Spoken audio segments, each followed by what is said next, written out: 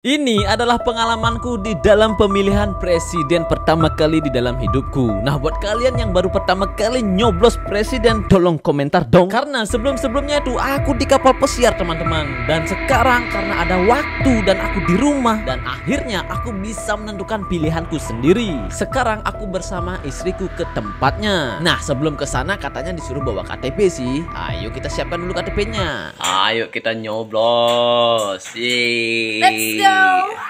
Jarak tempat pemilihan sama rumahku itu dekat banget, teman-teman. Jalan kaki aja cukup. Ya sekitaran 2 menitan lah sampai kok. Dan akhirnya kita memutuskan untuk jalan kaki. Setelah kita sampai di sana, wow, banyak banget masyarakat yang nyoblos. Kayaknya antusias masyarakat untuk memilih presiden itu sangat luar biasa sekali ya. Ketika kita sampai di sana, ya pastinya kita harus menunggu dulu. Soalnya rame banget, teman-teman. Sekitaran 20 menit kita menunggu dan akhirnya nama kita dipanggil. Nah, sebelum kita nyoblos, saya melihat beberapa calon-calon DPR, DPD, presiden dan lain sebagainya itu banyak banget, teman-teman. Tapi yang saya fokusnya itu sama presiden saja. Untuk yang lainnya saya nggak ada yang kenal, teman-teman. Jadi ya untung-untungan lah ya buat mereka. Jadi yang saya coblos pun saya udah lupa nih.